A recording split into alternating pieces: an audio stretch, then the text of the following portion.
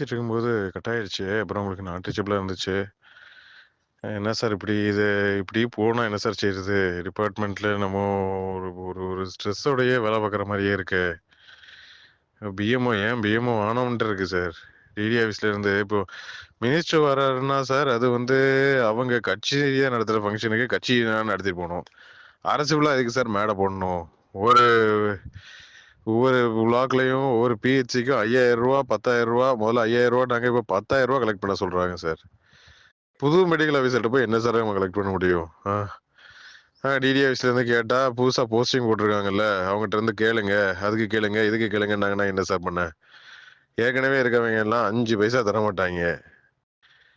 Transfer counselling எல்லாம் காசு வாங்குறது இல்லைல்ல. அத சொல்லுங்க டாக்டர். அத சொல்லி கேளுங்க டாக்டர்னா என்ன சார் பண்றது? இது புது கதையா இருக்கு சார். ஏன் வேலை பார்க்குறோன்றதுக்கு கீழ போய் எப்படி சார் விஹெச்என்எல்லாம் என்ன சார் கேட்க முடியும்? சொல்லுங்க பார்ப்போம். எப்படி தந்துருவானுங்க அவங்க? அசோசியேஷன் அது இதுன்ட்டு போயிருவாங்க சார் விஹெச்என்எல்லாம். இவரு டிடி வந்து எனக்கு உண்மையிலேயே சந்தேகம் என்னன்னா, அவரு கட்சிக்காரர் ஆயிட்டாரா? உறுப்பினர் அட்டை வாங்கிட்டாராங்கிற மாரி இருக்கு. சுத்தமா ஒண்ணும் புரியவே இல்ல சார் இது. என்ன பண்றதுன்னே ஒண்ணும் புரியல சார். இப்போ 2 நாள்ல வச்சுட்டு, இப்போ அன்னைக்கு எல்லா மக்களும் அன்னைக்கு நம்ம கோயிலுக்கு இதுக்கெல்லாம் போவோம். நம்ம குலதெய்வம் கோயிலுக்கு போணும். எனக்கும் போ வேண்டியது இருக்கு. எங்க போக சொல்லுங்க பாப்போம். எல்லாத்தையும் ஒரு பிளாக்ல இருந்து 100 பேரையும் வர சொல்லு அப்படின்னு கட்டளை போட்டாங்கன்னா, என்ன செய்ய முடியும்? இது மினிஸ்டருக்கு தெரியுமா? தெரியாதா? இவங்களே பண்ணிக்கிட்டு இருக்காங்களா? நல்ல பேர் இவங்க வாங்குறதுக்கு, டிபார்ட்மெண்ட்ல இருந்து வாங்குறதுக்கு போய் இப்படி பண்ணிக்கிட்டு இருக்காங்களே சார்.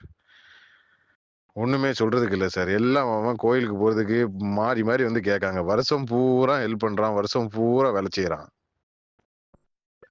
குலதெய்வம் கோயிலுக்கு கூட விட மாட்டேங்கிறீங்கன்னா என்ன சார் பண்ண முடியும்? மேடத்திட்டயும் பேசினேன். அவங்களும் புலம்புறாங்க.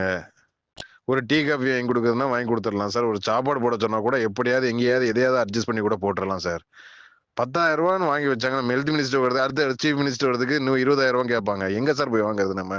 நம்ம என்ன ரெவென்யூ டிபார்ட்மெண்ட்டா? சும்மா போயிட்டு எங்கள்ட்டயும் 10 பேர்ட்ட கை நீட்டி காசு வாங்கிட்டு வந்து, இங்க போய் வந்து செஞ்சு எடுத்து குடுக்குறதுக்கு. உள்ள இருக்கக்கூடிய ஆயாமாக்கு சேலரி குடுக்குறதுக்கே முடியல சார். ஆயாமா சேலரிக்கே மாசம் ரூ. 1000 குடுக்குறதுக்கே டிடிஎஸ்ல ஃபண்ட் கிடையாது. ஒண்ணும் சொல்றதுக்கு இல்ல சார். தென்காசி வந்து எத நோக்கி போயிட்டு இருக்குன்னே எனக்கு தெரியல சார்.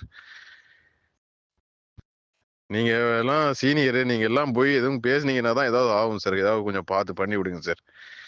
இல்லன்னா எல்லாரும் போவோம். ஒண்ணா 10 வீதமும் போவோம். போயிட்டு என்னன்னு கேட்போம் அவர்ட்ட டிடிட்ட.